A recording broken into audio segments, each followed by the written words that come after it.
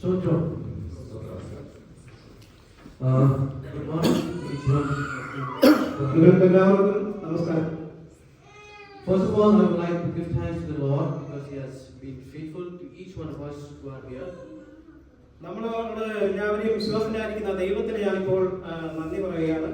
And I would also like to thank God for His guidance and protection for us who are coming from a long journey. ഞാൻ ദൈവത്തിന് നന്ദി പറയണം. കാരണം ഇത്രയും ദൂരെ ഇരുന്ന് വളരെ ദൂരെയാണ് മേഘാലയ, അവിടെ നിന്ന് ഇവിടം വരെ ദൈവം സുരക്ഷിതമായിട്ട് ഇപ്പുറത്തോട് കാത്തിരിക്കുന്ന ദൈവത്തിന് നന്ദി പറയുക.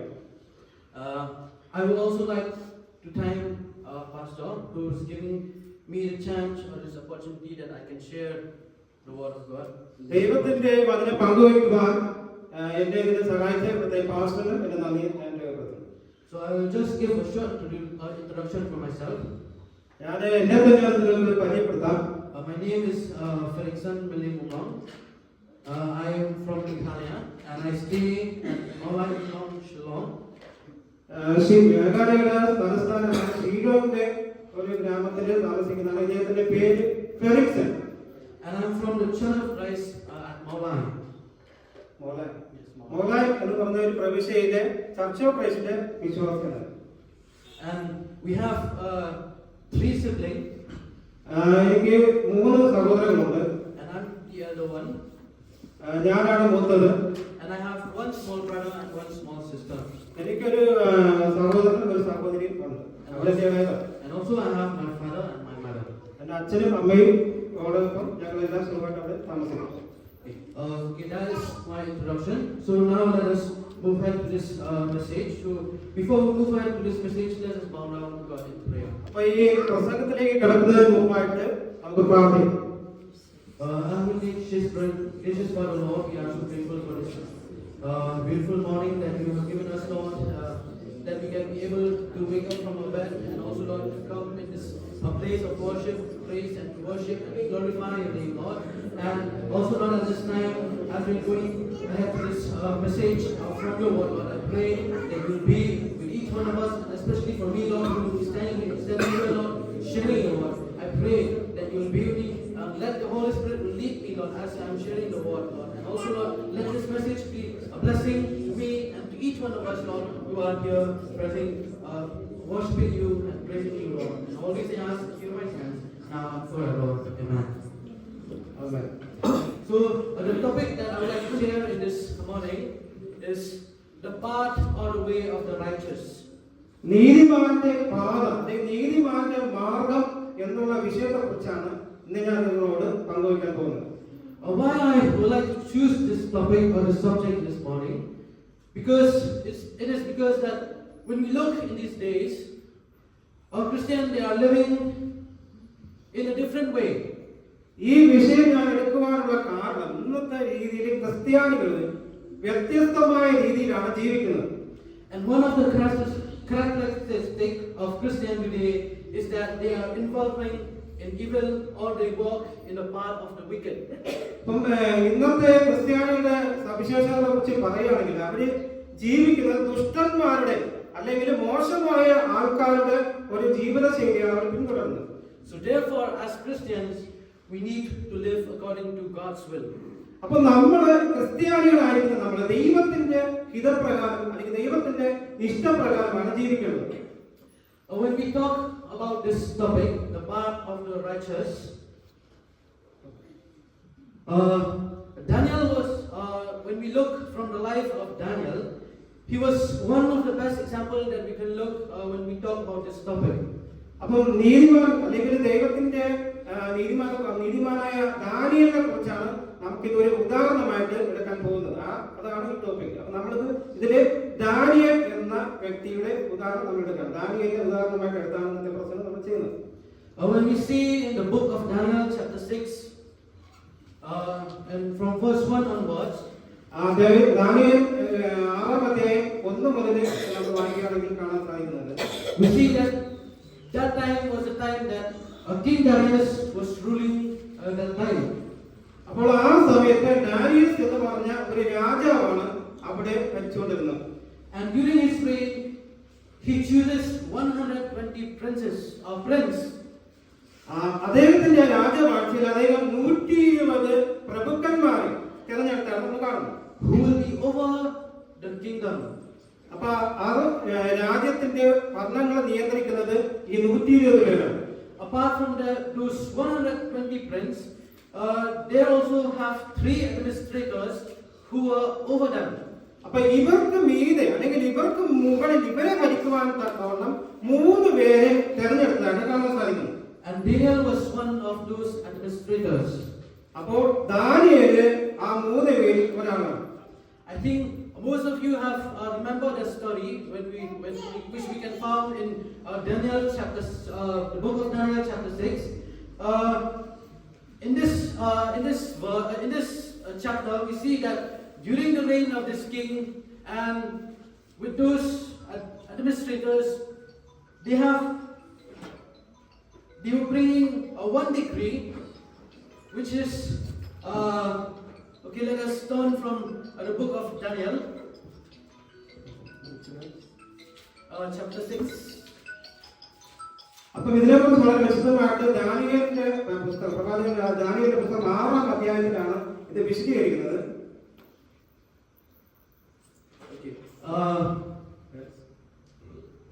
In verse 7, ദാനിയേൽ 6-ാം അധ്യായത്തിന്റെ 7-ാം അധ്യായത്തിലാണ് വായിക്കുക.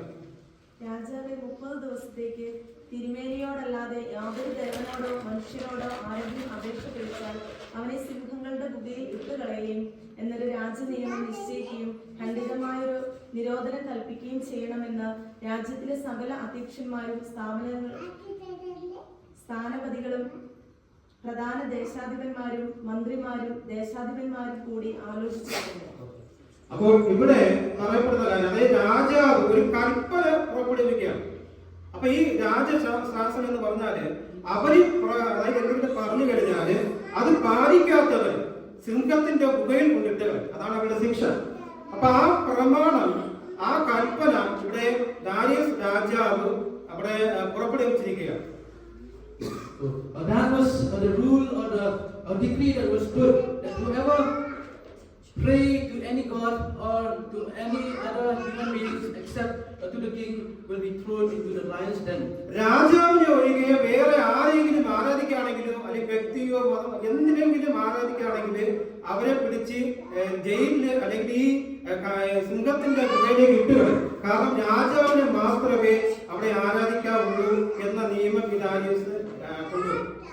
But Daniel was not afraid of that decree or that rule that was signed by the king. അപ്പൊ ഈ രാജാവ് രാജമുദ്ര അല്ലെങ്കിൽ രാജകൽപ്പന കൊണ്ട് പുറത്തിറക്കിയ ഈ കൽപ്പന Daniel അനുസരിച്ചില്ല. And he continuing praying to God 3 times a day. അദ്ദേഹം ഒരു ദിവസം 3 നേരവും തുടർച്ചയായിട്ട് ദൈവത്തോട് പ്രാർത്ഥിക്കുമായിരുന്നു. Why is he not afraid? Because we know that he have strong faith in God.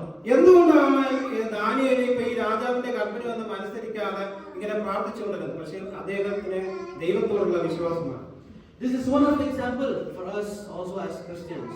അപ്പൊ ഇത് നമുക്ക് നമ്മളൊരു ക്രിസ്ത്യാനിയായിരിക്കെ ദാനിയേലിന്റെ ജീവിതം നമുക്കൊരു ഉദാഹരണമാണ്. So what kind of way that a Christian should walk in these days? അപ്പൊ ഈ ഏത് ഒരു പാതയിൽ അല്ലെങ്കിൽ ഏതൊരു മാർഗത്തിലാണ് ഇന്ന് നമ്മൾ ക്രിസ്ത്യാനി നടക്കേണ്ടത്? So I would like to bring 2 points in this morning. അപ്പോൾ ഇന്ന് രാവിലെ ഞാൻ ഇതിനെ കുറിച്ച് 2 വിഭാഗമായിട്ട് ഞാൻ 2 കാര്യങ്ങൾ അതിനെക്കുറിച്ച് പറയുകയാണ്. The first point is that to have strong faith in God. അപ്പൊ ഒന്നാമതായിട്ട് ഞാൻ പറയുന്നത് നിങ്ങൾ ദൈവത്തിൽ ഒരു പൂർണ്ണ അല്ലെങ്കിൽ ഒരു ഉറപ്പായിട്ടുള്ള ഒരു വിശ്വാസം വേണം. Okay. What is we will see what first with the introduction of faith. What is faith? അപ്പൊ നമുക്ക് എന്താണ് വിശ്വാസം? വിശ്വാസം എന്ന് പറഞ്ഞാൽ എന്താണ്? അത് എങ്ങനെയാണ് നമ്മൾ വിശ്വസിക്കുന്നത്? The book of Hebrews chapter 11 verse 1 it describes it. അപ്പം എബ്രായർക്ക് എഴുതിയ 11-ാം അധ്യായത്തിന്റെ 1-ാം വാക്യത്തിനെ കുറിച്ച് പറയുന്നു. You can എബ്രായർക്ക് എഴുതിയ ലേഖനം 11-ാം അധ്യായത്തിന്റെ 1-ാമത്തെ വാക്യം. വിശ്വാസം എന്നതോ ആശിക്കുന്നതിന്റെ ഉറപ്പും കാണാത്ത കാര്യങ്ങളുടെ നിശ്ചയവും ആകുന്നു. അതിനാലല്ലോ പൂർവന്മാരുടെ സാക്ഷ്യം ലഭിച്ചത്. ഇവിടെ പറയാം വിശ്വാസം എന്നത് കാണാത്ത കാര്യങ്ങൾ അല്ലെ, അതൊരു നിശ്ചയം. ഇതാണ് ഇവിടെ വിശ്വാസം പറയുന്നത്. That is the definition of faith, which is said that faith is the substance of things hoped for, the evidence of things not seen. അപ്പൊ ഇതാണ് ഇവിടെ പറയുന്നത് വിശ്വാസം എന്നത് കാണാത്ത കാര്യങ്ങളുടെ നിശ്ചയം എന്ന് പറഞ്ഞാൽ ദൈവം നമ്മളുണ്ടെന്ന് വിശ്വസിക്കുന്നു. പക്ഷെ നമ്മൾ കാണുന്നില്ല.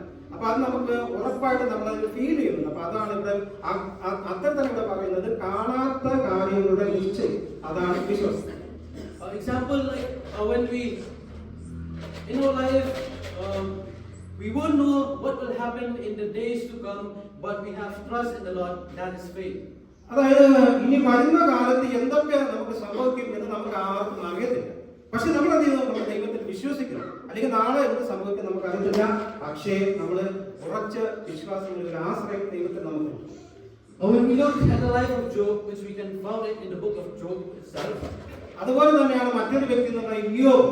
അപ്പൊ ഇയ്യോബിന്റെ പുസ്തകത്തിൽ അദ്ദേഹം ദൈവത്തിൽ വിശ്വാസം വെച്ചുകൊണ്ട് അദ്ദേഹത്തിൽ നടന്ന സംഭവങ്ങളെ കുറിച്ച് നമുക്ക് ഇയ്യോബിന്റെ പുസ്തകത്തിൽ കാണാൻ സാധിക്കും. Job had suffered many hardship and problems in his life, and we see the most fearful is that even Job lost his family, he lost his children, and also he lost everything in his life. അപ്പോൾ ഇവിടെ ഇയ്യോബിനെ കുറിച്ച് നോക്കുമ്പോൾ അദ്ദേഹം വളരെയേറെ കഷ്ടപ്പാടും വേദനകളും യാതനകളും കൂടെ കടന്നുപോയ വ്യക്തിയാണ്. അദ്ദേഹത്തിന്റെ മക്കൾ നഷ്ടമായി, അദ്ദേഹത്തിന്റെ ബന്ധുക്കൾ നഷ്ടമായി, അദ്ദേഹത്തിനുള്ളതെല്ലാം നഷ്ടമായ ഒരു അവസ്ഥയിലായിരുന്നു ഇയ്യോബ്. But in the midst of all these things, he did not turn away from God.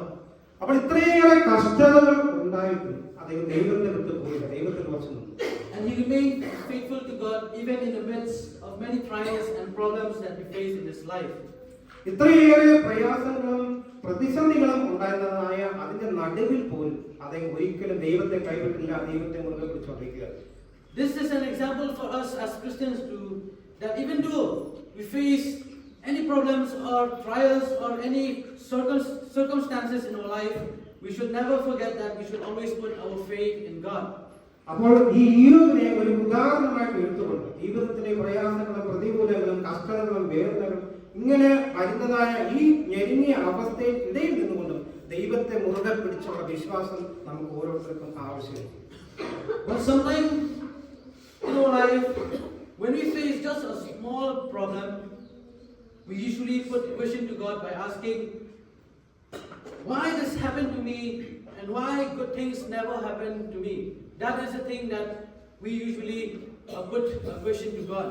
അപ്പൊ നമുക്ക് ഇവിടെ കാണാൻ സാധിക്കും, കാരണം ദൈവത്തിന്റെ ആശ്രയിക്കുന്നതിന് പലരായിട്ട് നമ്മൾ പലവിധ കാരണങ്ങൾ അല്ലെങ്കിൽ പലവിധ ഓരോ മാർഗങ്ങളെയാണ് നമ്മൾ, അതായത് എന്തിന് എനിക്ക് ഇങ്ങനെ സംഭവിച്ചു, അല്ലെങ്കിൽ ഞാൻ ഇത്രത്തോളം ആയിരുന്നിട്ട് എനിക്ക് ഇങ്ങനെയൊക്കെ സംഭവിക്കാനുള്ള കാരണം എന്താണ്, അങ്ങനെ ചെറിയ കാര്യങ്ങളെയാണ് നമ്മൾ കൂടുതലായിട്ട് ആശ്രയിക്കുന്നത്. നമ്മൾ ദൈവത്തെ ആശ്രയിക്കുന്നില്ല, പക്ഷേ ചെറിയ കാര്യങ്ങളെ നമ്മൾ കൂടുതലായിട്ട് ആശ്രയിക്കും. This is the kind of people we are. Instead of putting our trust in God, but we never did that, but we put a big question mark to God by asking many questions. ഇതുപോലെയാണ് നമ്മൾ ദൈവത്തോട് പല ചോദ്യങ്ങൾ ചോദിക്കുകയാണ്, പക്ഷേ ദൈവത്തിൽ ആശ്രയിക്കുന്നില്ല.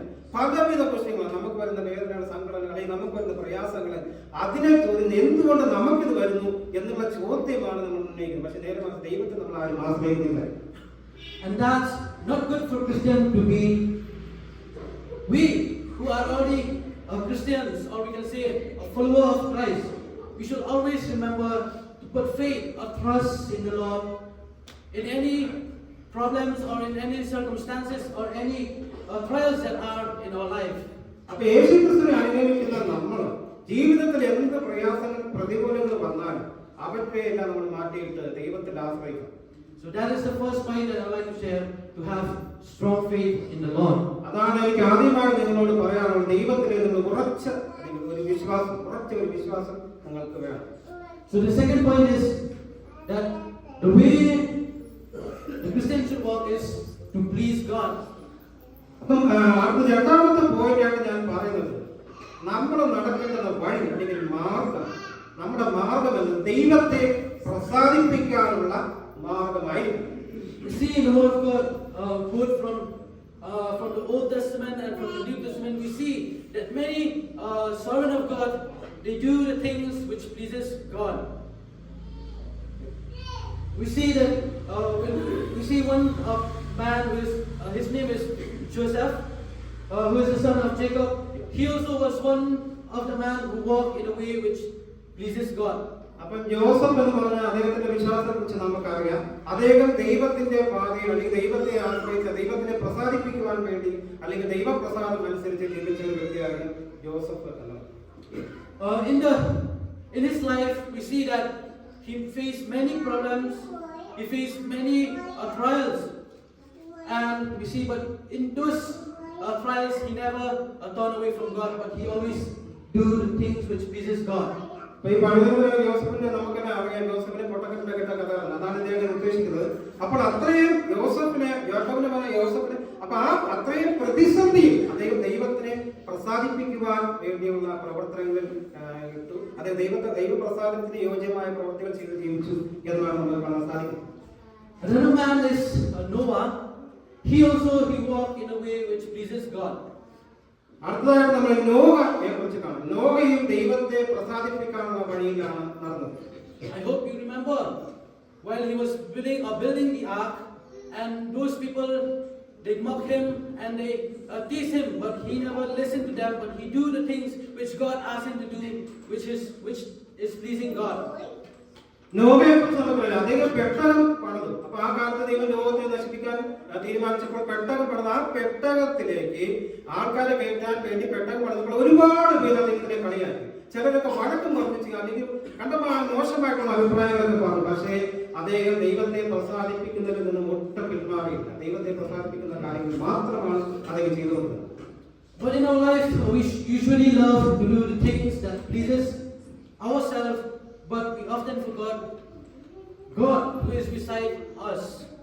അപ്പൊ നമ്മൾ എപ്പോഴും നമ്മളെ തന്നെ പ്രശംസിക്കാൻ നമ്മളിൽ തന്നെ ഒതുങ്ങിക്കൊള്ളുന്ന ഒരു അവസ്ഥയാണ്. ഒരിക്കലും ദൈവത്തെ പ്രസാദിക്കുന്ന കാര്യങ്ങൾ നമ്മൾ ചെയ്യുന്നില്ല. പക്ഷെ നമ്മളെ ഒന്ന് പോസ്റ്റ് ചെയ്താൽ നമുക്ക് വേണ്ട കാര്യങ്ങൾക്ക് മാത്രമാണ് നാം ചെലവിടുന്നത്. ഒരിക്കലും ദൈവത്തെ പ്രസാദിപ്പിക്കുവാൻ നമ്മൾ ഇപ്പോൾ തയ്യാറാകുന്നില്ല എന്നാണ് നമുക്ക് കാണാൻ സാധിക്കുന്നത്. We usually do the things which make God feel sad, or we used to do the things which not pleasing God. But instead of that also, we never bother about that. But we do the things which we love to do. അപ്പൊ നമുക്ക് ദൈവത്തെ പ്രസാദിപ്പിക്കാനുള്ള കാര്യങ്ങൾ വിട്ടിട്ട് നമുക്ക് എന്താണ് പ്രസാദമാണ്, നമുക്ക് എന്തൊക്കെയാണ് പ്രസാദമായി തീരുന്നത്, ആ കാര്യങ്ങളാണ് നമ്മൾ പോകുന്നത്. That is the kind of Christian we used to be. അപ്പൊ ഇന്നത്തെ കാലങ്ങളിലെല്ലാം അതുപോലത്തെ ക്രിസ്ത്യാനികളാണ്. സ്വന്തം കാര്യം മാത്രം നോക്കി നടക്കുന്ന ക്രിസ്ത്യാനികളായിട്ടാണ് കാണുന്നത്. We also see from one of the man of God who is David. We know that David was a man who is after God's heart, or we say who is after God's own heart. അപ്പൊ ദൈവത്തിന് ഹൃദയസ്പർശിയായിട്ടുള്ളതായ അല്ലെങ്കിൽ അത്രത്തോളം ബന്ധമുള്ള ഒരു മനുഷ്യനായിരുന്നു ദാവീദ്. A man of God who is also a man who is after God's own heart, but he did the things which did not please God. അപ്പോൾ ഇവിടെ ശ്രദ്ധിക്കുക. അപ്പോൾ ദൈവത്തിന്റെ ഹൃദയസ്പർശ അല്ലെങ്കിൽ അത്രത്തോളം ബന്ധമുള്ള ദാവീദ് രാജാവ് ദൈവത്തിന് ഇഷ്ടമില്ലാത്ത ഒരു പ്രവൃത്തിയെ കാണിച്ചതായിട്ട് നമ്മൾ കാണുന്നു. We remember that when David saw Bathsheba, and when he saw her, he wanted her to be his wife.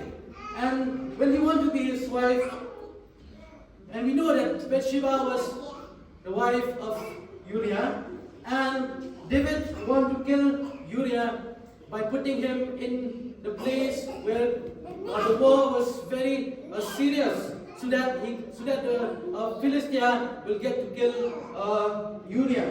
അപ്പോൾ ഇവിടെ ദാവീദ് എന്താണ് സംഭവിച്ചത്? യൂറിയ എന്ന് പറയുന്ന അദ്ദേഹത്തിന്റെ ഭാര്യ ബത്ശേബ, ആ ഭാര്യയോട് തോന്നിയ ഇഷ്ടം ഇദ്ദേഹം എന്ത് ചെയ്തു? ഊറിയാവിനെ യുദ്ധത്തിലേക്ക് അയച്ചു, അവിടെ വെച്ച് കൊന്നുകളഞ്ഞു. എന്നിട്ട് ഇദ്ദേഹത്തിന്റെ ഭാര്യയെ സ്വന്തമാക്കി. അതിന് ദൈവത്തിന് ഒട്ടും ഇഷ്ടമില്ലാത്ത പ്രവൃത്തിയാണ് ഇത് ദാവീദ് ചെയ്തത്. So that is the thing that David did that did not please God. അപ്പൊ ഇത് ദൈവത്തിന് ഇഷ്ടമില്ലാത്ത പ്രവൃത്തിയാണ്. അപ്പൊ ദൈവത്തെ പ്രസാദിപ്പിക്കാത്ത കാര്യമാണ് ഇവിടെ, ദൈവത്തിന് ഇഷ്ടമില്ലാത്ത പ്രവൃത്തിയാണ് ഇവിടെ ദാവീദ് ചെയ്തത്. So I would like to put the question for you all at this time. Do the things that we did pleases God? നമ്മൾ ഒരു ചോദ്യം നമ്മളോട് തന്നെ ചോദിക്കണം. നമ്മൾ ചെയ്യുന്ന പ്രവൃത്തികൾ ദൈവത്തിന് ഇഷ്ടമുള്ളതാണ് അല്ലെങ്കിൽ ദൈവം പ്രസാദിക്കുന്നതാണ്? I didn't want you to answer to this question, but think it and answer it in yourself. അപ്പൊ നിങ്ങൾ ആരും എന്നോട് മറുപടി പറയണ്ട, പക്ഷെ പക്ഷെ നിങ്ങൾ സ്വയമേ ചിന്തിച്ച് സ്വയമേ അതിനൊരു മറുപടി പറയുക. ദൈവത്തെ പ്രസാദിക്കുന്നുണ്ടോ, അതോ നിങ്ങളെ തന്നെ നിങ്ങൾ പ്രശംസിച്ച് പോവുകയാണോ? ദൈവത്തെ പ്രസാദിക്കുന്ന കാര്യങ്ങൾ നിങ്ങൾ ചെയ്യുന്നുണ്ടോ എന്ന് നിങ്ങളോട് തന്നെ നിങ്ങൾ ചോദിച്ചാൽ. But most of the time, we never did the things that pleases God, and instead we did the things that God is not pleasing for us. പല സമയങ്ങളിൽ നമുക്ക് എന്ത് ഇഷ്ടമാണ് അത് മാത്രമേ നമ്മൾ ചെയ്യുന്നുള്ളൂ. ദൈവത്തിന്റെ ഇഷ്ടം നമ്മൾ ചെയ്യുന്നു. We'll see at this time two reasons. What are those two reasons that we did that did not please God? അപ്പോൾ ദൈവത്തിനെ പ്രസാദിപ്പിക്കാത്ത രണ്ട് കാര്യങ്ങളെ കുറിച്ച് നമ്മൾ കാണാം. But remember, there are many reasons that we did that which not pleasing God. പല കാരണങ്ങളുണ്ട് നമ്മൾ ദൈവത്തെ പ്രസാദിപ്പിക്കാതെ ചെയ്യുന്ന പല കാരണങ്ങളുണ്ട്. So now we just look only two reasons because the time is limited. അപ്പോൾ നമുക്ക് അതിനകത്ത് രണ്ട് കാര്യങ്ങൾ എന്താണെന്ന് നോക്കാം. So one of the reasons is our pride. ഒന്നെന്ന് പറയുന്നത് നമ്മള് ദൈവത്തെ പ്രസാദിപ്പിക്കാതെ ഇരിക്കുവാൻ അല്ലെങ്കിൽ ദൈവ ഇഷ്ടം ചെയ്യാതിരിക്കാനുള്ള രണ്ട് കാരണങ്ങൾ. അതായത് സ്വയം ഇഷ്ടം ചെയ്യുന്നതിന്റെ ഒന്നാമത്തെ കാരണം നമ്മുടെ അഹങ്കാരം.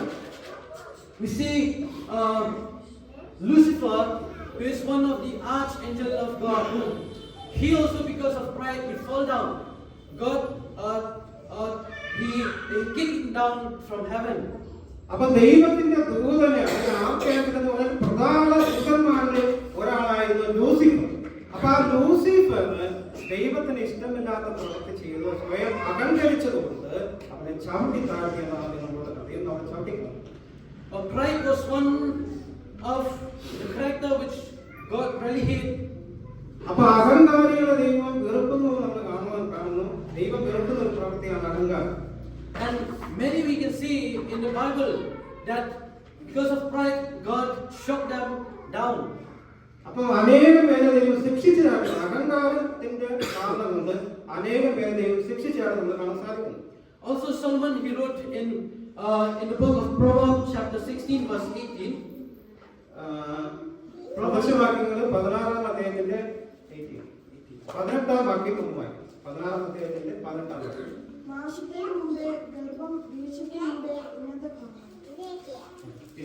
It says that pride goes before destruction. അപ്പൊ നാശത്തിന് മുമ്പേ ഉന്നത പാപം എന്ന് പറയുന്നതാണ് അല്ലെങ്കിൽ അഹങ്കാരം എന്ന് പറയുന്നത്.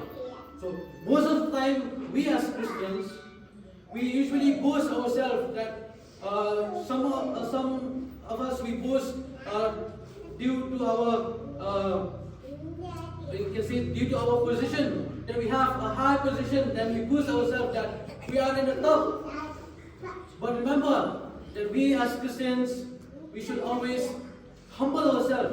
That is one of the things that God wants us. അപ്പൊ ഇവിടെ ഉന്നത അഹങ്കാരം എന്ന് പറയുന്നത് നമ്മളെ തന്നെ ഒന്ന് എന്താണ് നമ്മൾ വലിയ ആളാ അല്ലെങ്കിൽ നമ്മൾ മറ്റുള്ളവനൊക്കെ നമുക്ക് താഴെയാണ് അല്ലെങ്കിൽ അങ്ങനെ ഒരു ഉന്നത ഭാവം. അപ്പൊ അത് ദൈവത്തിന് ഇഷ്ടമില്ല. നമ്മളൊരു ക്രിസ്ത്യാനികൾ എന്ന് പറഞ്ഞാൽ നമുക്ക് താഴ്മയുള്ളവരായിരിക്കും. നമ്മൾ ഒരിക്കലും അഹങ്കാരമുള്ളവരായിരിക്കാൻ പാടില്ല. And even James wrote it in his letter in James chapter 4 verse 10. യാക്കോബ് Chapter 4 verse 10. യാക്കോബിന്റെ ലേഖനം 4-ാം അധ്യായത്തിന്റെ 10-ാം വാക്യം വായിക്കാം. യാക്കോബിന്റെ ലേഖനം 4-ാം അധ്യായത്തിന്റെ 10-ാം വാക്യം. Which says that humble yourself before the Lord and he will lift you up. അത് വായിച്ചത്. കർത്താവിന്റെ സന്നിധിയിൽ താഴുവിൻ, എന്നാൽ അവൻ നിങ്ങളെ ഉയർത്തും. അപ്പൊ ദൈവത്തിന്റെ സന്നിധിയിലേക്ക് താഴുക. അപ്പൊ നമ്മളെ ദൈവം ഉയർത്തുന്നതാണ്.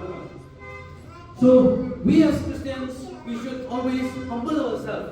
അപ്പൊ നമ്മൾ എപ്പോഴും താഴ്മയുള്ളവരായിരിക്കണം. നമ്മൾ ക്രിസ്ത്യാനികൾ എപ്പോഴും താഴ്മയുള്ളവരായിരിക്കണം. We should not let our pride rule us, but instead we should always let humble rule us in our life. ഉന്നത ഭാവം അല്ലെങ്കിൽ അഹങ്കാരം ഒരിക്കലും നമ്മളെ ഭരിക്കരുത്. നമ്മളെ ഭരിക്കേണ്ടത് താഴ്മ അല്ലെങ്കിൽ താഴ്മ മനസ്സാണ്. Which James said that we should humble ourselves, and when we humble ourselves before the Lord will lift us up. അപ്പൊ ഇവിടെ യാക്കോബ് ദൈവത്തിന്റെ സന്നിധിയിൽ നമ്മൾ താഴുക. അപ്പോൾ ദൈവം നമ്മളെ ഉയർത്തും. So that is one of the reasons. Pride is one of the reasons that we usually did that which not pleasing God. അപ്പൊ ദൈവത്തെ പ്രസാദിക്കാതിരിക്കാനുള്ള ഒരു കാരണമാണ് അഹങ്കാരം. So the second reason is that it is our hypocrisy. രണ്ടാമത് നമ്മുടെ കാപട്യം. രണ്ടാമത്തെ കാര്യം നമ്മുടെ കാപട്യം. We see in the Gospels, during the life of Christ, we see there are those Pharisees, and these Pharisees, they are the hypocrites, which Jesus said. ഈ കാപട്യക്കാരെ, പരീശന്മാരായ കാപട്യക്കാരെ കുറിച്ച് യേശുക്രിസ്തു തന്നെ ഈ സുവിശേഷങ്ങളിൽ പറഞ്ഞിട്ടുണ്ട്. അപ്പൊ അവിടെ തന്നെ പറയുന്നത് കാപട്യമാണ്. കാപട്യം ദൈവത്തിന് ഇഷ്ടപ്പെടുന്നില്ല.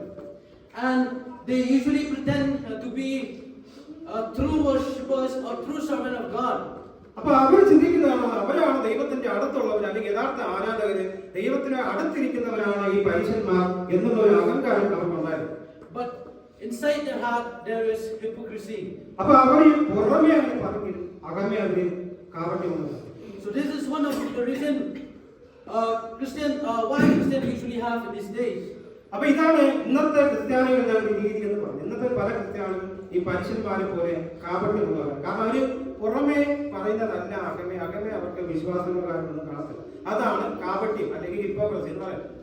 I don't know. Here they have not those kind of Christian, but there in our place nowadays they have those Christian, which they pretend themselves to be a true servant or a true worshipper, but their heart are far away from God. എനിക്കറിയത്തില്ല ഇവിടെ ഉള്ളവരെയൊക്കെ നല്ലവരാണെന്ന് വിചാരിക്കുന്നത്. പക്ഷേ ഇദ്ദേഹത്തിന്റെ രാജ്യത്തിൽ അല്ലെങ്കിൽ ഇദ്ദേഹത്തിന്റെ ആ സംസ്ഥാനത്ത് ഒരുപാട് പേര് അങ്ങനെ ഉണ്ട്. കാരണം അവർ പുറമേ ക്രിസ്ത്യാനികളാണെന്ന് നടിക്കുകയും അകമേ കാപട്യം ഉള്ളവരാണ്. അങ്ങനെയുള്ള ഒരുപാട് ആൾക്കാർ ഇദ്ദേഹത്തിന്റെ നാട്ടിൽ കണ്ടിട്ടുണ്ട്. God didn't want us just our body, but He also wants us our heart also to worship God or to glorify God. അപ്പൊ ദൈവത്തിന് നമ്മുടെ ശരീരത്തെ അല്ല ആവശ്യം, നമ്മുടെ ഹൃദയം. ദൈവത്തെ ആരാധിക്കാനുള്ള ഒരു ഹൃദയമാണ് ദൈവം നമ്മളോട് ആവശ്യപ്പെടുന്നത്. We also see in the life of Jesus while He was going here and there teaching the word of God. We see that some which Jesus said in Matthew chapter 15 verse 8. മത്തായിയുടെ സുവിശേഷം 15-ാം അധ്യായത്തിന്റെ 8-ാം വാക്യം, which says that these people honor me with their lips, but their heart are far away from me. അപ്പോൾ അവർ അതരം കൊണ്ട് ദൈവത്തെ സ്തുതിക്കുന്നെങ്കിലും അവരുടെ ഹൃദയം ദൈവത്തിൽ നിന്നും ഒരുപാട് അകലെയാണ്. That is one of the things that we did which did not please God. അതാണ് നമ്മുടെ ഹൃദയം ദൈവത്തിനോട് അടുക്കുന്നില്ല. പക്ഷെ നമ്മൾ എന്തെങ്കിലും അല്ലെങ്കിൽ നമ്മൾ എന്തെങ്കിലും ചെയ്താൽ ഹൃദയമാണ് ദൈവത്തോട് അടുക്കേണ്ടത്, നമ്മുടെ ശരീരമല്ല എന്നാണ് നമ്മൾ കാണുന്നത്. We usually shout, "Oh, we love God. We love to worship God. We love to praise God." But that just come only from our lips, but not from our heart. നമ്മൾ ദൈവത്തെ സ്നേഹിക്കുന്നു, അല്ലെങ്കിൽ ദൈവത്തിനെ നമ്മൾ ഭയങ്കര വിശ്വാസമുണ്ട്, ഇതെല്ലാം നമ്മൾ വായിൽ കൂടി പറയുന്നുണ്ടെങ്കിലും നമ്മുടെ ഹൃദയം ദൈവത്തിൽ നിന്ന് അകന്നു പോയാൽ അത് വലിയ പാടാണ്. That is the reason that we do, which did not please God. അപ്പോൾ അങ്ങനെ ചെയ്യണം. അല്ലെങ്കിൽ ഹൃദയം വേറൊരു സ്ഥലത്തും വാഗൊണ്ട് മാത്രം സ്തുതിച്ചു കഴിഞ്ഞാൽ ദൈവത്തെ പ്രസാദിക്കാൻ നമുക്ക് സാധിക്കും. So I would like again to put your question down, that do you really serve God or do you just pretend to serve God? അപ്പൊ ദൈവത്തെ ആരാധിക്കുന്നതായിട്ട് നിങ്ങൾ മറ്റുള്ളവരെ കരുതുന്ന രീതിയിൽ നിങ്ങൾ പോകുന്നു, അത് ശരിക്കും ദൈവത്തെ പ്രസാദിക്കുന്ന പ്രവൃത്തികൾ നിങ്ങൾ ചെയ്യുന്നുണ്ടോ എന്ന് നിങ്ങൾ ചോദിക്കേണ്ട ആവശ്യമാണ്. നിങ്ങളെ തന്നെ നിങ്ങൾ ഈ ചോദ്യം ചോദിക്കുക. അതായത് ദൈവത്തെ പ്രസാദിക്കുന്ന രീതിയിലാണോ അതോ മറ്റുള്ളവരെ കാണുക, അല്ലെങ്കിൽ മറ്റുള്ളവർ കാണുക മാത്രം ദൈവത്തെ പ്രസാദിക്കുന്ന രീതിയിൽ അഭിനയിക്കുന്ന ഒരു രീതിയാണോ എന്ന് നമ്മൾ ചിന്തിക്കേണ്ടത് ആവശ്യമാണ്. Those are the two reasons that we usually have, and other reasons also we have. But those two reasons are the most that we usually have in our life as Christians. അപ്പോൾ നമുക്ക് ഈ രണ്ട് കാര്യങ്ങളും നമുക്ക് വളരെ മുഖ്യത്വമുള്ളതാണ്. ഒരുപാട് കാരണങ്ങളുണ്ട്, പക്ഷേ എന്നാൽ ഈ രണ്ട് കാരണങ്ങൾ ദൈവത്തിൽ നിന്ന് നമ്മളെ അകറ്റുന്നുണ്ടോ എന്ന് നമ്മൾ ഓരോരുത്തരും ചോദിക്കേണ്ട ആവശ്യമാണ്. So as Christians, we should always remember that we should always walk or do the things which pleases God, because God wants us to do the things that pleases Him. അപ്പം നമ്മൾ ഒരു ക്രിസ്ത്യാനികൾ എന്നുള്ള നമ്മൾ എല്ലാവരും ദൈവത്തെ പ്രസാദിക്കുന്ന കാര്യങ്ങളാണ് നമ്മൾ ചെയ്യേണ്ടത്. ദൈവത്തിന്റെ പ്രസാദമായ കാര്യങ്ങൾ എന്താണോ അത് അറിയുക, അത് ചെയ്യുക. So these are the way that Christians should walk. First, they should have a strong faith in God, and also to do the things that pleases God. അപ്പം ഈ രണ്ട് കാര്യങ്ങളാണ് ഒരു ക്രിസ്ത്യാനിക്ക് വേണ്ടത്. ഒന്നാമത് വിശ്വാസം, രണ്ടാമത് ദൈവത്തിന്റെ പ്രസാദമായിരിക്കുന്നതെന്നോ അത് ചെയ്യാനുള്ള പ്രയാസം. So I would like to conclude this message this time by giving one application. അപ്പൊ എന്റെ ഈ പ്രസംഗത്തെ ഉപസംഹരിക്കുന്ന ചോദിക്കുകയാണ് അതിന് ആയിട്ട് ഒരു കാര്യം കൂടി പറയാൻ ഉദ്ദേശിക്കുന്നു. And this application I get is this: walk in the right way and walk in a way that pleases God. അപ്പം അതായത് നേരായ പാതയിൽ കൂടി നടക്കുക, ദൈവത്തിന് പ്രസാദമുള്ള പാതയിൽ കൂടി നടക്കുക. So that's all I want to share this morning. ഇതാണ് എനിക്ക് നിങ്ങളോട് ഈ രാവിലെ ഈ പ്രഭാതത്തിൽ നിങ്ങളോട് പറയാനുള്ളത്. So for the glory of God, amen. ദൈവനാമത്തിന് മാത്രം